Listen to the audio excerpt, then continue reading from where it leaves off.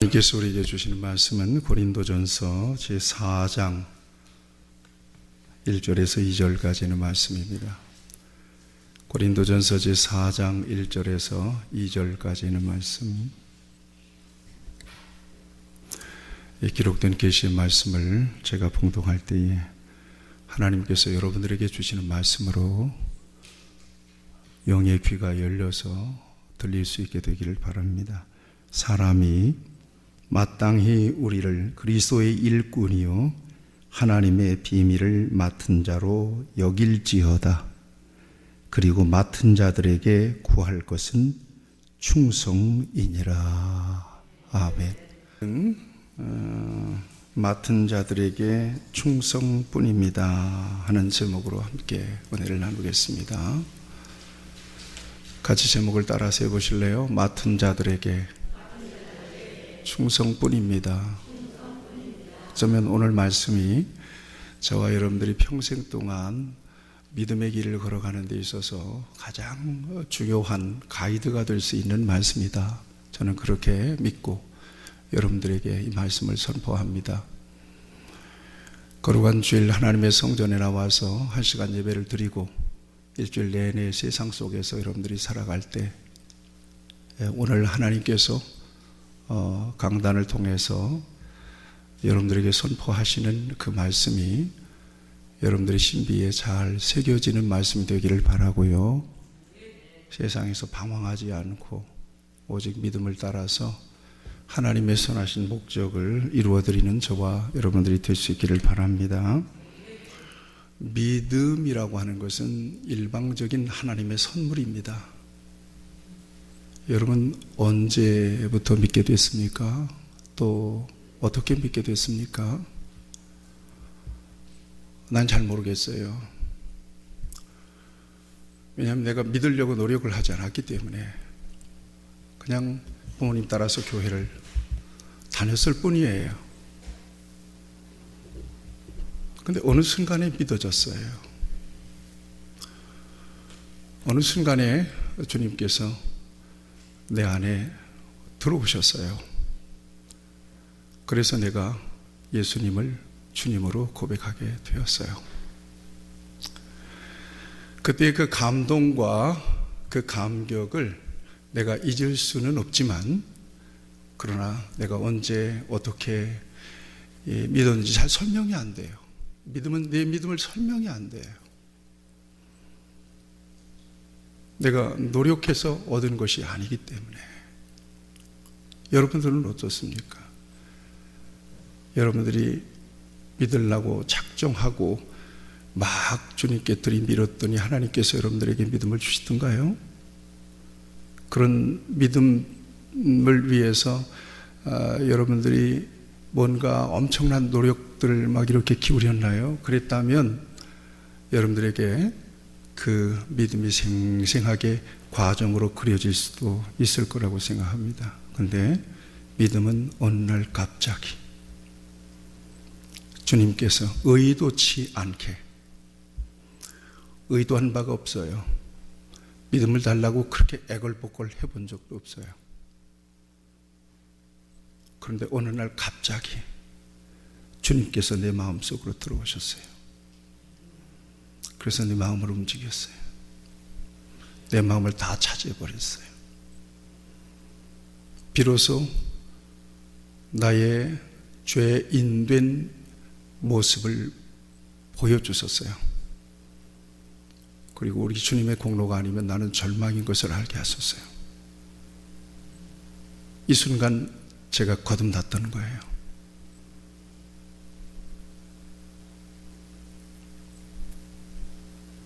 어느 날 갑자기 그렇게 됐어요. 여러분들에게도 분명히 그랬을 거라고 생각합니다. 그런 내가 주님을 인식하고 주님이 내 안에 계심을 확신하고 구원의 감격과 죄사함의 감격 속에서 하나님을 부르게 되는 그 순간 여러분들에게도 있었을 것입니다. 그게 없었다면 아직 거듭난 건 아니라고 저는 생각합니다.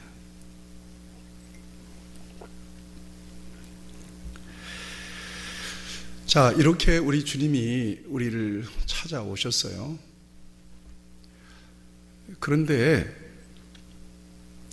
왜 하고 많은 사람들 가운데 내게 오셨을까? 여러분들 뭔가 특별하다고 생각하시는 분들 계시나요? 그렇지. 적어도 주님이 나를 선택하시길 정말 잘했지. 세상에 나 같은 사람도 없어. 나는 그래도 능력 있는 사람이야. 주님 앞에서 이렇게 자신을 드러낼 수 있는 사람이 여기 있어요? 없으시잖아요. 그렇죠? 주님 앞에 서게 되면 자꾸 작아지죠? 자꾸 자기 부족이 드러나죠? 그런데 왜 하필이면 그렇게 자존감도 자존심도 또 세상에 특별할 것도 없는 여러분들, 하필이면 여러분들을 불렀겠느냐는 거예요. 하필이면 나 같은 사람을 불러내느냐는 거예요. 왜 그러셨느냐는 거예요. 이거 한번 질문 던져보셨어요?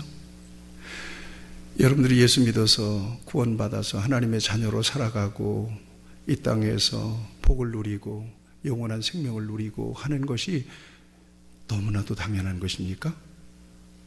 당연하게 받은 은혜를 지금 누리고 계시나요? 그렇지 않으시죠? 왜 근데 나 같은 것을 구원하셔서 이런 은혜를 입혀주셨을까? 여러분들 오늘 현재의 상황에서 예수님을 쏙 여러분들의 삶의 중심에서 뽑아내신다면 여러분들이 어떤 모습으로 살아가게 될까요? 그런데 하나님은 우리 안에 예수님을 보내주셨어요. 그래서 오늘 저와 여러분들이 고상하게 정말 내 인생이 어디서 와서 왜 삶이 어디로 가는지에 대한 분명한 인생의 방향과 목적을 이해하고 사는 사람이 되었어요. 성도라고 하는 이름은 대단한 이름입니다. 여러분들은 거룩한 사람들이래요. 스스로도 그렇게 생각하시나요? 정말 속되고 지저분한 사람들이 바로 저와 여러분들일 수 있어요. 그런데 하나님은 저와 여러분들에게 너는 성도다, 너는 그리스도인이다 라고 하는 호칭을 주셨어요. 이거 놀라운 사건 아니겠어요? 그렇게 느끼시지요? 왜 그러셨을까? 이유는 하나예요. 구원이, 믿음이 네 노력과 공로에 의해서 되지 않았다는 사실을 고백하고 오로지 하나님의 은혜만을 드러내서 자랑하도록 하기 위해서입니다. 이것을 성경은 이렇게 말씀해 주고 계시잖아요. 형제들아, 바로 이 사람들이 저와 여러분들이에요. 너희를 부르심을 보라. 육체를 따라 지혜로운 자가 많지 않으며, 고린도 교회 성도들을 향하여 주신 말씀이 오늘 저와 여러분들에게 주신 말씀이에요. 능한 자가 많지 아니하며 문벌 좋은 자가 많지 아니하며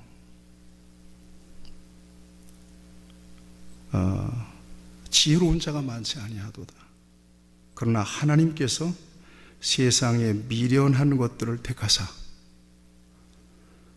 지혜 있는 자들을 부끄럽게 하려 하시고 세상에 약한 것들을 택하사 강한 것들을 부끄럽게 하려 하시며 하나님께서 세상에 천한 것들과 멸시받는 것들과 없는 것들, 이게 전부 다 저와 여러분들이에요. 고만고만한 그런 사람들이란 말이에요. 저와 여러분들이 이런 것들을 택하사, 이런 소위 잡것들을 택하사 있는 것들을 패하게 하시나니.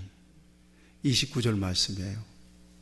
1장 29절 말씀에 이는 아무 육체도 하나님 앞에서 자랑하지 못하게 하려 하심이라. 적어도 예수님 안에서 믿음 안에 저와 여러분들이 있다면 자랑할 게 있을까요? 없을까요? 자랑할 게 없는 거예요. 인정하시나요? 자랑할 게 없어요. 신앙생활 하면서 자랑할 게 없는 거예요. 내세울 게 없는 사람들을 하나님께서 소위 얘기해서 세상의 루저들을 뽑아내가지고 빚어서 지저분한 것들 닦아가지고 빛나는 옷을 입혀서 이렇게 세워놓으신 거란 말이에요. 자랑할 게 없다. 같이 고백해 봅시다. 내 인생은 주 안에서 자랑할 것이 없습니다. 이것이 여러분들의 실존적인 고백이 될 수 있게 되기를 축복합니다. 자랑할 게 없어요. 나도 마찬가지. 자랑할 게 없어요. 촌놈이 무슨 예수 믿어서 구원받았으면 최고지. 자랑할 게 뭐가 있어요? 자, 그렇다면 왜 하나님께서 나를 부르셨을까요? 그렇게 지난주에 말씀했어요. 베드로전서 1장 29절에서 믿음의 결국은 뭐예요? 영혼의 구원을 받는 거예요. 구원의 목적이 있었던 거예요. 구원의 목적이 있었어요. 하나님께서 만세 전에 혹 창세 전에 저와 여러분들을 구원하시기 위해서 그 순간 그때 거듭나게 하신 거예요. 찾아가신 거란 말이에요. 자, 그렇다면 여러분들에게 한번 물어요. 여러분들 구원 받으셨어요? 다시 묻습니다. 여러분 거듭나셨나요? 그렇죠. 그럼 거듭나고 구원 받았으면 어디 가죠? 천국 가죠. 물론 천국이라고 하는 게 시간과 장소적인 개념은 아니에요. 이 땅에서 하나님 나라를 저와 여러분들이 하나님의 통치 아래서 누리는 것이 굉장히 중요하죠. 그런데 이렇게 거듭났다면 깨끗하게 성별된 상태로 하나님이 나를 정말 죄도 없고 흠도 없고 지저분하지도 않은 더럽지도 않은 무균실 같은 하나님의 나라에 나를 싹 올려가시지. 뭘 하고 이 지저분하고 더러운 세상에 남겨서 이처럼 살게 하실까요? 거듭났을 때, 예수님 내 안에 들어오셨을 때 그때 나를 싹 불러가시면 내가 이처럼 지저분하게 오염이 안 될 텐데 왜 이 세상에 살게 하실까요? 우리 성도들은 분명히 제가 여러 번 말씀을 드리기 때문에 이해하실 겁니다. 왜 살게 하시느냐? 거듭나서 뜨거울 때, 깨끗할 때 불러가시지. 왜 더러운 세상에서 유혹과 시험이 많은 세상에서 죄악 가운데 살게 하시느냐는 거예요. 이 이유를 분명하게 저와 여러분들이 이해할 필요가 있습니다. 적어도 거듭난 이후에 여러분들은 오염됐으면 오염됐지 더 깨끗하지는 않아요. 순결할 때 나는 예수님 내 인생이 전부입니다. 그렇게 고백할 때 나는 오직 주님을 위해 살겠습니다. 완전히 성령 받아서 완전히 하나님 앞에 취해 있을 때 그때 내 영혼을 거두어가셨으면 나는 더 이상 죄지지 않고 살 텐데 왜 이 세상에 살게 하시느냐? 두 가지 이유 때문에 그랬어요. 두 가지 이유 때문이라고 그랬어요. 하나는 복음을 깨닫고 누리게 하기 위하여 그랬습니다. 여러분들 예수 그리스도 안에서 하나님께서 저와 여러분들에게 주신 그 감격과 그 구원의 기쁨을 이 땅에서도 누릴 수 있게 되기를 바라요. 오순절 성령의 역사를 통해서 성령 받은 사람들이 어땠어요? 성령 받은 사람들이 그 복음을 누렸잖아요. 날마다 성전에 모여서 떡을 떼며 기쁨과 순전한 마음으로 음식을 먹고 하나님을 찬미했어요. 이 복음을 누리는 거예요. 여러분 구원의 감격이 있길 바라요. 구원의 기쁨이 여러분 안에 있길 바라요. 구원의 기쁨과 감격은 신앙생활의 중요한 엔진입니다. 엔진. 이 엔진에 불이 붙어서 저와 여러분들이 봉사도 하고 충성도 하고 하는 거예요. 복음을 깨닫고 그 감격을 누리게 하기 위하여 살려놓으시는 거예요. 또 하나는 복음의 증인으로 살아가라고, 복음의 증인으로 살아가라고 하나님이 저와 여러분들을 살려놓으신 거란 말씀입니다. 복음의 증인. 그래서 어떻게 했습니까? 오순절 성령 강림이 임했죠. 그래서 비로소 예수 믿는 사람들이 됐어요. 거듭난 사람들이 됐어요. 이 사람들이 성전에서 모여서 늘 떡을 떼며 그냥 교제만 했습니까? 복음을 누리기만 했습니까? 그렇지 않죠. 복음을 전했단 말이에요. 복음을 전하는 것이 저와 여러분들에게 궁극적인 사명인 것을 믿으시기 바랍니다.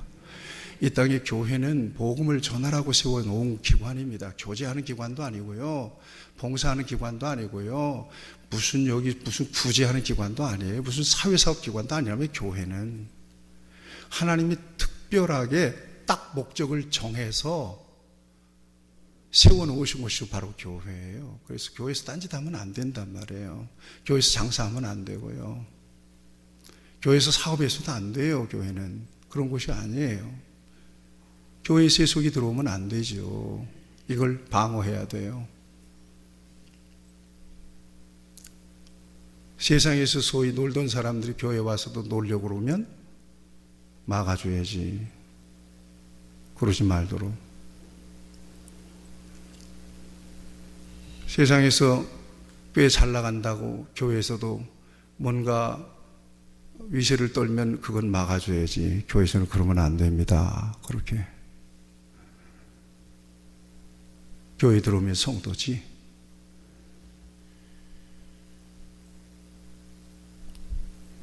하나님 말씀으로 양육돼서 성숙한 믿음의 사람으로 하나님의 복음을 위해서 쓰임받는 사람으로 우리 주님의 제자로 세워줘야지.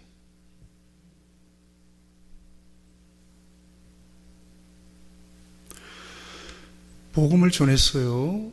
여러분, 베드로가 한 번 설교했더니 3,000명이 돌아오죠. 사도행전 5장 42절에 보면 그들이 날마다 성전에 있든지 집에 있든지 예수는 그리스도라 가르치기와 전도하기를 그치지 아니했다. 전도했다는 거예요. 하나님이 왜 우리를 구원하셨느냐? 구원하신 하나님의 사람들을 왜 이 땅에 계속 살게 하시느냐? 복음을 누리고 복음을 전하고. 그래서 복음을 전했어요. 복음을 누리기만 한 게 아니에요. 사도행전 6장 7절을 보면 허다한 제사장의 무리도 이 도에 복종했다. 복음이 퍼져나가기 시작하는 것입니다. 그래서 예루살렘 교회 7집사가 세워지죠. 그 7집사 가운데서 스데반 집사님이 복음을 전하다가 순교합니다. 그러자 스데반 집사님이 순교하고 예루살렘 교회에 엄청난 핍박이 몰려오죠. 그래서 믿는 사람들이 흩어져요. 저 베니게, 구브로, 안디옥 이런 쪽으로 흩어져요. 믿는 사람들이 흩어지니까 어떻게 하겠어요? 그 흩어진 믿는 사람들을 통해서 또 복음이 전해지기 시작해서, 그래서 예수님께서 사도행전 1장 8절을 통해서 말씀하신 대로 예루살렘 오직 성령이 너희에게 임하시면, 오순절 사건이죠. 예루살렘과 온 유대와 사마리아와 땅끝까지 복음이 예루살렘의 담을 뛰어넘는 거예요. 이 핍박 때문에 예루살렘을 피해 갔던 그리스도인들을 통해서, 이 디아스포라를 통해서, 그래서 복음이 확장되는 거예요.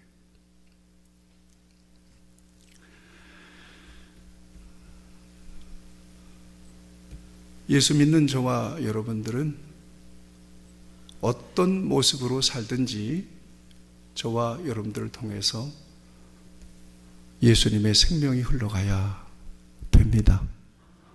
복음의 통로로 사시기를 축복합니다. 그러셔야 됩니다. 직장에서든 또 사업을 하든 무엇을 하든. 자, 그런데 이 같은 복음의 역사에는 언제나, 잘 들으셔야 돼요. 지금부터 성령 공동체, 복음의 공동체를 통해서 이루어졌다는 사실을 기억하셔야 돼요. 자, 예루살렘 공동체가 있었어요. 그 다음에 예루살렘에서 핍박을 피해서 이렇게 흩어졌던 사람들이 또 그곳에서 전도해서 하나의 공동체가 또 만들어지죠. 복음 공동체, 성령 공동체, 은혜 공동체, 이 공동체를 오늘말로 뭐라고 그러죠? 교회라고 그럽니다. 그러니까 복음의 역사는 교회를 통해서 확장되어서 이루어졌어요. 선교의 역사는. 그러니까 여러분, 교회가 얼마나 중요한지 몰라요.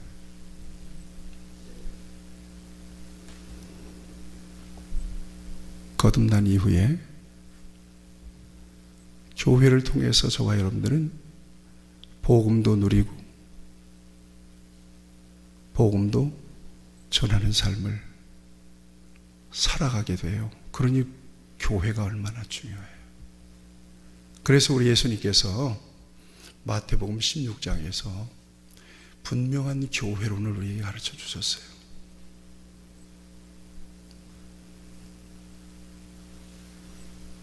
주는 그리스도시요 살아계신 하나님의 아들입니다. 베드로의 신앙 고백 이후에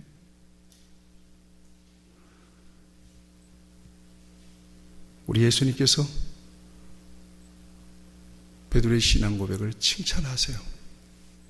바요나 시므나 네가 복이 있도다. 이 사실을 알게 한 분은 혈육이 아니라 하늘에 계신 내 아버지시다. 하나님을 알게 하셨다는 것이에요. 그러면서 내가 이 반석 위에 내 교회를 세우리니, 여기에 중요한 교회론이 있어요. 같이 할까요? 주님의 교회. 주님의 교회라고 하는 사실을 여러분들 잊지 마셔야 돼요. 우리 교회는 누구의 교회입니까? 주님의 교회입니다. 주님의 교회인 것을 믿고 여러분들이 공동체를 섬길 수 있어야 됩니다. 그 다음에 내가 이 반석 위에 내 교회를 세우니, 이 반석 위에 내 교회를 세우겠다 그러니 주님의 교회죠. 어디 위에 세워졌어요? 반석 위에 세워졌어요. 반석이 베드로 한 인간입니까? 그렇지 않죠. 교회는 사람 위에 세워지지 않습니다. 신앙 고백이죠. 저를 따라하세요. 교회는 신앙 고백이 분명해야 합니다. 교회는 신앙 고백이 분명해야 돼요. 그 신앙 고백 안에서 세워진 교회가 바로 교회입니다. 하나님의 교회. 그 다음에 이 교회는 음부의 권세가 이기지 못하리라 그랬죠. 저를 따라서 하세요. 교회는 음부의 권세가 이기지 못합니다. 교회는 음부의 권세가 흔들지 못해요. 이기지 못해요. 세속이 아무리 들어와도 저와 여러분들이 분명한 신앙 고백 안에서, 성령 안에서 무장하고 있으면 이단이든 뭐든 교회는 무너뜨릴 수가 없어요. 주님의 교회 주님이 지켜주세요. 요한계시록을 보세요. 7 촛대 사이를 거니시면서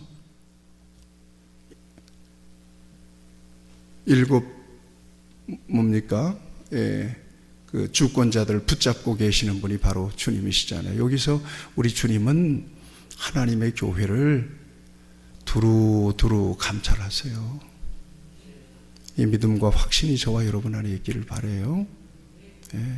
그 다음에 내가 천국 열쇠를 내게 주겠다 그랬어요. 저를 따라서 하세요. 천국 열쇠를 가진 교회. 천국 열쇠를 가진 교회예요. 교회를 통해서 복음이 전해지는 것이잖아요. 그렇죠? 이 땅에 교회가 없다면 어떻게 복음이 전해져요?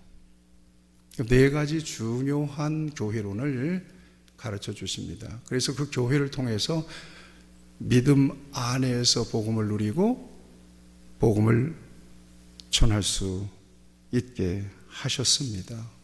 그러므로 여러분, 하나님의 교회를 깊이 사랑하고 교회를 위해서 귀하게 쓰임받는 여러분들 되시기를 축복합니다. 네. 여러분, 교회가 얼마나 중요한지 코로나를 지나면서 여러분들이 실감하시죠? 지금 우리 한국 교회의 40%가 교회에 안 나와서 다른 형태로 신앙생활을 하고 있다고 그러니까 이제 한번 두고 보면 되죠. 여러분, 교회를 벗어나면 믿음은 시들게 되어 있어요. 지켜질 수가 없습니다. 괜히 하나님께서 교회를 세우신 게 아닙니다. 교회에 적을 두고 교회의 돌봄을 받고 교회의 인도를 받고 교회가 가지고 있는 비전을 함께 품고 세상 속에서 우리 주님이 오실 때까지 믿음을 고백하며 선교적인 사명을 감당하는 것, 이것이 바로 저와 여러분들이 남은 인생길인 것을 아셔야 돼요. 그 정도로 교회가 중요하죠. 특별히 여러분, 오늘 주일인데 주일 예배, 여러분 왜 예배가 생명인가? 이것은 제가 목사 된 이후에 만들어낸 이야기가 아니에요. 아주 어렸을 때부터 들었던 이야기야. 목사님들은 기회만 닿는 대로 예배가 생명입니다. 예배가 생명입니다. 그래요.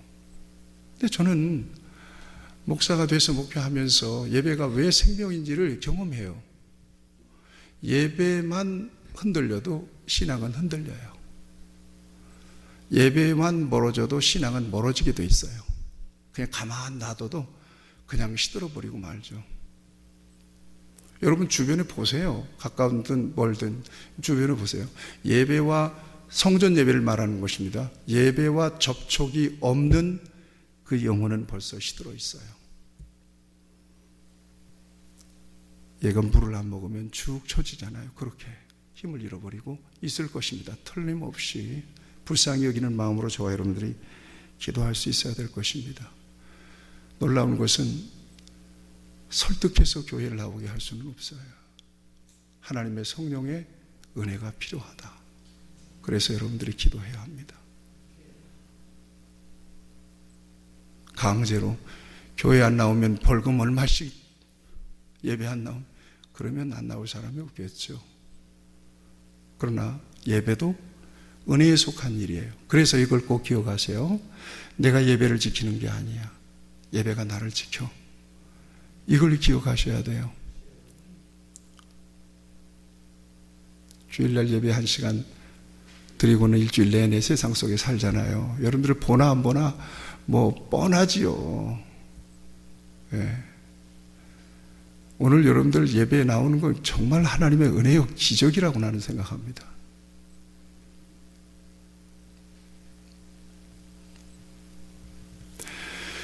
교회가 중요하다고 그랬는데 예배가 중요하고 그 다음에 교회의 중요한 인물로 쓰임받는 것은 굉장히 중요합니다. 교회에서 쓰임받는 어떤 면으로든 쓰임받는 여러분들이 되시길 축복합니다. 오순절 이후에 성경에서 보여주는 중요한 일꾼 둘이 있어요.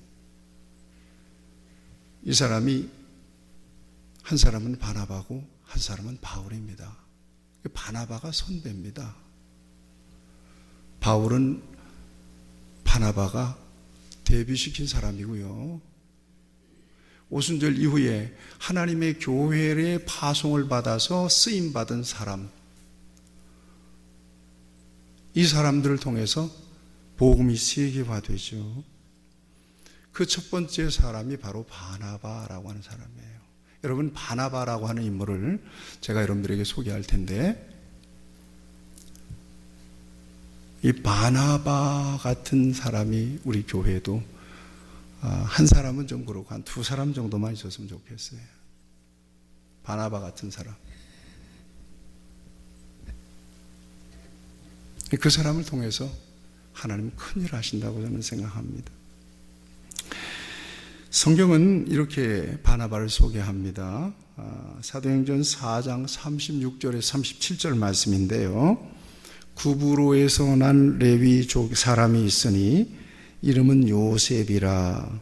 사도들이 일컬어 바나바라, 번역하면 위로의 아들이라 하니 그가 밭이 있음에 팔아 그 값을 가지고 사도들이 발 앞에 두니라 그랬습니다. 본래 바나바라고 하는 사람의 이름은 요셉입니다. 그런데 사도들이 예수님의 제자들이 이 사람 보니까 너무 괜찮은 사람이야. 너무 괜찮은 사람이 이 사람은 누구를 만나게 해도 안심이 돼. 누구를 만나게 해도 생명을 살리는 사람이야. 이 사람이 그 공동체에 들어가면 그 공동체가 살아. 그래서 사도들이 이름을 바꿔주었어요. 별명처럼. 너는 바나바다. 이 바나바라고 하는 이름의 뜻은 위로의 아들입니다. 권위자, 위로의 아들.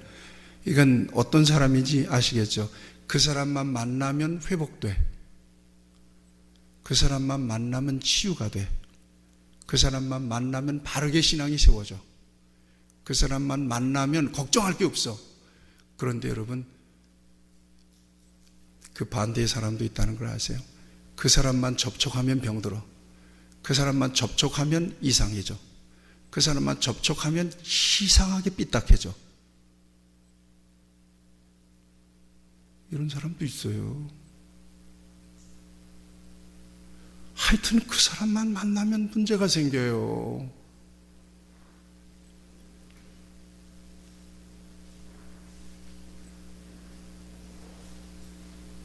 목회하면서 수도 없이 경험해요. 그래서 그 사람 주변에 사람이 붙는 게 무서워. 틀림없이 그 사람이 병들면 그 사람들, 주변에 있는 사람 다 병들어 버리거든요. 여러분들 주변에 그런 사람이 없기를 바라요. 여러분들이 그런 사람 안 되기를 바라요. 그리고 예의 주시해 보세요. 부정적인 얘기를 많이 하는지, 긍정적인 얘기를 많이 하는지, 감사의 말을 많이 하는지, 아니면 불평을 많이 하는지 쭉 보세요. 그래서 같은 교인이라도 은혜를 잃어버리지 않기 위하여 자꾸 부정적인 이야기를 하고 주변을 병들게 하는 사람들, 공동체의 장애물이 될 수 있는 사람들은 거리두기 할 필요가 있어요. 표시 안 나게, 은근하게 거리를 둘 필요가 있어요. 그러나 만나면 늘 평안이 있어. 기도해서 응답받은 이야기 해주고 하나님 말씀 큐티하면서 받은 은혜를 흘려보내줘. 가만히 그 사람 얘기를 듣고 보면 내용도 힘을 얻어. 이런 사람은 밥을 사주면서 같이 하세요. 함께 은혜를 나누기 위해서예요. 바나바는 바로 그런 사람이었어요. 만나면 좋은 친구. 그 영이 살아. 믿음이 세워져. 헌신자가 되고 충성자가 돼. 이 사람이 맨 처음 밭을 팔아서 하나님 앞에 헌신했어요. 그랬더니 5장, 사도행전 5장에서 아나니아와 삽비라도 우리도 할까? 이런 촉매 역할을 했던 사람이 바로 바나바예요. 초대교회. 사도행전 9장 26절에 보니까 여러분 바울 하면 뭐 사도행전, 복음, 바울 얼마나 위대한 사람이에요. 이 사람을 사도들 가운데 데뷔시킨 사람이 바로 바나바예요. 자, 이게 있어요. 스데반 이후에 핍박 이후에 교인들이 흩어졌다고 그랬잖아요. 그래서 안디옥에서 복음을 전해서 교인들이 거기에 뜨거운 하나님의 교회가 섰어요. 이게 안디옥 교회, 이방이 세워진 첫 번째 교회입니다. 이 교회에서 성령의 역사가 뜨겁게 일어나자 예루살렘에서 깜짝 놀랐어요. 아니 이방 지역, 이방 사람들도 성령의 역사에서 저렇게 예수를 믿어서 저렇게 엄청나게 뜨거운 공동체가 생겼다는데 너무나 궁금하다. 누구를 좀 보내볼까 하다가 바나바를 보내요. 그러니까 사도들의 머릿속에는 바나바밖에 없어. 저 사람 보내면 틀림없어 이거예요. 저 사람만 가면 틀림없어. 그래서 사도들이 예루살렘 교회에서 바나바를 안디옥 교회로 파송합니다. 안디옥 교회에 가보니까 너무나 성령의 역사가 뜨거워요. 혼자 감당하기가 어려워. 그가 사도들에게 대비시켰던 핍박자 사울, 다소에서 숙고하고 있는 그 사울을 데리러 다소의 집까지 갑니다. 그 먼 거리까지 바나바가. 그래서 바울을 데려다가 1년 동안을 안디옥 교회에서 함께 말씀 사역을 하죠. 그래서 안디옥 교회가 얼마나 멋지고 아름다운 교회가 되는지 몰라요. 적어도 초대교회에 예루살렘 교회보다 안디옥 교회는 선교적 교회라고 하는 점에서 예루살렘 교회보다 훨씬 더 탁월하게 하나님 앞에 쓰임받았던 교회. 그 교회에서 안디옥과 바울이 1년 동안 사역하고, 그리고 그 교회에 파송을 받아요. 그래서 1차, 2차, 3차 전도행을 통해 세계복음화를 이루잖아요. 이런 엄청난 역사를 감당했던 사람이 바로 바나바예요. 근데 성경에 보면 그를 소개하는 특별한 규절 하나가 나와요. 어떤 규절인가 하면 사도행전 11장 22절에 보면, 사도행전 11장 24절에 보면 바나바는 착한 사람이요 그랬습니다. 성령과 믿음이 충만한 자라. 여러분 잘 들으세요. 여기를 보셔야 돼요. 성령과 믿음이 충만한 것과 착한 것은 별개예요.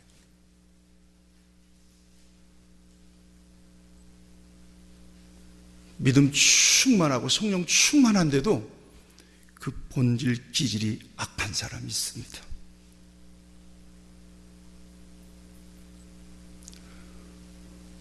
예수 믿어서 주의 종이 되려고 하는데 얼마나 뜨거웠어요. 제가 신학교 가고 깜짝 놀랐어. 신학교 기숙사에 방송이 녹음되니까 제가 이야기하기 어려워요. 아직 끊어버리지 못한 병들이 있어요. 어느 날은 옥상으로 집합 아래 선배가, 전도사님 선배가 해병대 출신이 옥상으로 갔더니 줄바따를 치는 거예요. 뭐 잘못한 것도 없어. 은혜 받았다고 성격과 기질이 바뀌는 건 아니더라고. 그런데 바나바는 너무나 착한 사람이라니까. 착한 사람이 유리해요. 나는 그래서 착한 사람이 결국은 복을 받는다는 생각을 해요. 성령과 믿음이 충만해요, 거기다가. 그러니까 그렇게 쓰임받지. 그런데 여러분, 히브리어에 보면 착하다라고 하는 말을 랍이라고 하는 말로 썼습니다. 랍이라고 하는 말은 착하다는 말이에요. 이 말은 심장이라는 의미도 있습니다. 그러니까 바나바는 착한 사람이라는 말은 무엇과도 같은 사람이라는 거예요. 심장과도 같은 사람이라는 거예요. 여러분 심장을 묵상해 보세요. 심장은 차가워요, 뜨거워요? 뜨겁지. 심장은 쉬는 법이 있어요, 없어요? 안 쉬어요. 심장은 훅 펌프질해서 주먹만한 심장에서 하루에 5톤씩을 온 몸으로 피를 차별해요, 안 해요? 안 해요. 저 말초신경까지 다 뿜어내요. 이게 심장입니다. 그리고 열심히 쉬지 않고 일하면서도 얼굴처럼 드러났어요? 갈비뼈 밑에 숨어 있어요? 숨어 있어요. 여러분 심장을 잘 묵상해 보세요. 이게 심장 같은 일꾼이었다는 거예요. 다른 게 아니라니까. 적어도 정말 바나바 같은 사람 둘만 있으면 하나님의 교회와 하나님의 나라를 위해서 정말 멋있게 쓰임받는 공동체가 될 거라고 저는 믿습니다. 착한 사람이요, 거기다가 성령과 믿음이 충만했다는 거예요. 그러니 여러분 안디옥 교회가 얼마나 멋진 교회요. 그 사람을 통해서 선교되었던 이 수많은 영혼들 얼마나 많았겠느냐 하는 것입니다.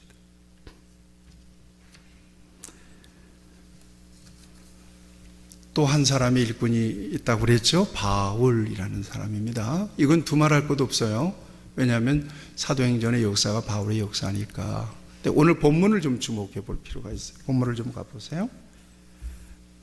4장 1절. 사람이 마땅히 우리를 그리스도의 일꾼이요. 그래서 일꾼이라는 말은 특별한 의미가 있어요. 일꾼이라고 하는 말은 노를 젓는다 그 말입니다. 노를 젓는다. 휘페레테스라는 말이에요. 사도 바울이 왜 자기를 소개할 때 고린도 교회 성도들에게 나는 일꾼이다, 나는 노를 젓는 사람이다, 나는 휘페레테스다라고 얘기했을까? 노 젓는 사람은 저 여러분 배너 영화 보잖아요. 저 배 밑장에서 노예들이 노를 젓잖아요. 둥둥둥둥. 북소리만 듣는 거예요. 어디로 가는지도 몰라. 예, 채찍을 맞으면서 노를 져요. 그러다가 병들면요. 노를 더 이상 저을 수 없을 때 병들면 죽는 거예요. 그 노 젓는 노예들의 평균 수명이 3년이래요. 3년. 바다에 버려지는 거예요. 그리고 자기가 젓던 배가 침몰하면 어떻게 해요? 다 쇠고랑을 채고 짓잖아요. 이렇게 노를 젓잖아요. 그죠? 발에다가 자꾸 쇠고랑을 채고 짓잖아요. 노를 젓잖아요. 그 배가 침몰할 때 이 노 젓는 휘페레테스 노예도 같이 침몰해서 수장당해서 죽습니다. 왜 하필이면 바울이 자기를 소개할 때 나는 그런 노예다, 그런 일꾼이다 라고 소개했을까? 나는 이렇게 살다가 죽을랍니다. 복음을 전하다가 하나님께서 나를 부르신 불의 소명을 감당하다가 그냥 죽을 때까지 이렇게 살다가 죽을랍니다. 나는 그렇게 복음을 위해서 하나님 나를 부르셨고 나는 이 사명을 위해서 살다가 죽어야 될 사람으로 일평생 살아가고 있습니다. 하나님의 교회를 통해서 귀하게 쓰임받는, 그리고 맡은 자들에게 구할 것은 충성이라고 했으니까 나 이렇게 충성하다는 것은 그냥 그렇게 살다가 죽겠습니다 이거예요. 그런 좋은 일꾼으로 쓰임받는 여러분들 되시기를 축복합니다. 기도하겠습니다.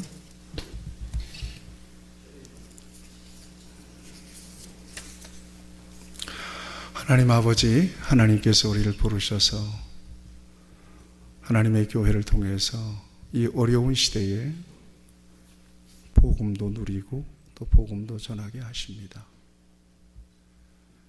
우리에게 주신 귀한 직분, 사명, 맡은 자들에게 구할 것은 충성이라고 하신 대로 충성하게 하시고, 특별히 노 젓는 사람이다, 나는 이 일을 위해서 살다가 이렇게 하나님의 교회와 함께 죽도록 충성하다가 주님 앞에 서기 원합니다. 그 고백이 우리 모두에게 있게 해 주시옵소서. 예수님의 이름으로 기도하옵나이다. 아멘.